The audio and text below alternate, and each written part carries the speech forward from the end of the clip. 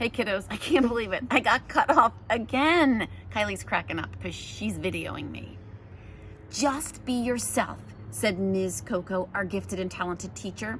I bet you've learned a lot doing the weather report on TV all this time. That's right, said Miss Holly, our Spanish teacher. You don't need some man telling you what to say.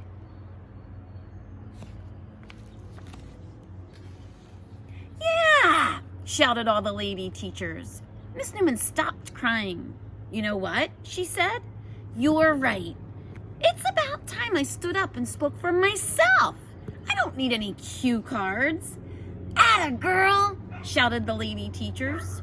So, said Mr. Klutz, would it be okay if children asked you a few questions about the weather? Sure, said Miss Newman. Fire away.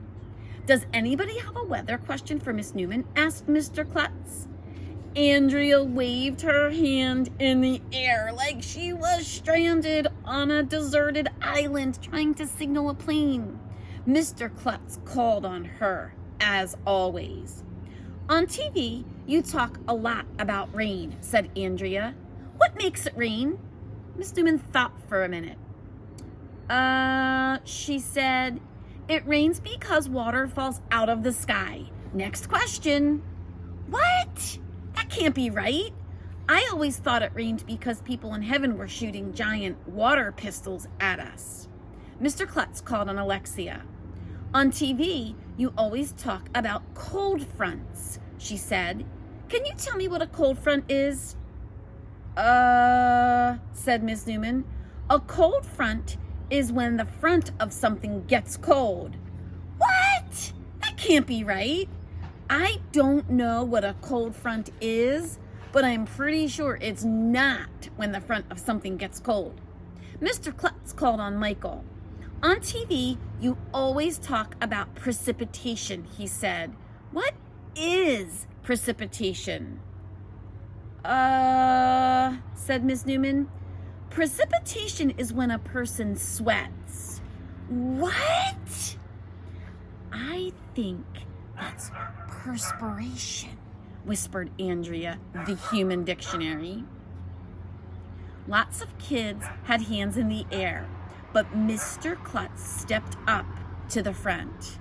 Maybe you can tell the children what tonight's weather will be like, he suggested. You know, give them a forecast of the forecast. Miss Newman closed her eyes for a moment. It was like she was trying to remember her cue cards. We can expect an 80% chance of weather tonight across the Southwest, she said. There should be gradual darkness as evening approaches, followed by continued dark through the night, turning partly lighter by morning. What? That can't be right. Miss Newman continued. I'm predicting a high pressure, blah, blah, blah, increasing, blah, blah, blah, temperatures, blah, blah, blah, Doppler, blah, blah, blah, unseasonable, blah, blah, blah, humid air. She went on like that for a while. I leaned over and whispered in Andrea's ear. Is she making any sense at all? I asked. I don't think so, Andrea whispered back. It sounds like she's just saying random weather words. There will be showers across the country tomorrow morning, said Miss Newman, after people wake up and decide they need to take a shower. What? That can't be right. When Miss Newman finished, the lady teachers gathered around and hugged her. I guess they didn't want to hurt her feelings by telling her that she didn't know anything about weather. See, Mrs. Rupee told her, you did great. You didn't need those silly cue cards after all, said Miss Small. Maybe I don't, Miss Newman said proudly. Can I tell the children about haboobs now? Haboobs? Everybody asked. What's a haboob? A haboob is a sandstorm, said Miss Newman. It can be 60 miles wide and over 10,000 feet high. My camera lady is laughing again, kiddos. What? I never heard of a haboob. Did you ever hear of a haboob? I whispered to Andrea. No, she said. That's a new one for me. If the human dictionary never... Oh boy. If the human dictionary never heard of a haboob, nobody did. Andrea knows everything. I was beginning to think Miss Newman might be crazy. She was just making stuff up. Some haboobs will travel 100 miles, she continued.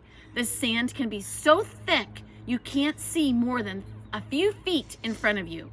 That sounds scary, said Emily, who thinks everything is scary. Oh, don't worry, said Miss Newman. Haboobs mostly hit dry desert regions, like the Sahara. They hardly ever hit this area.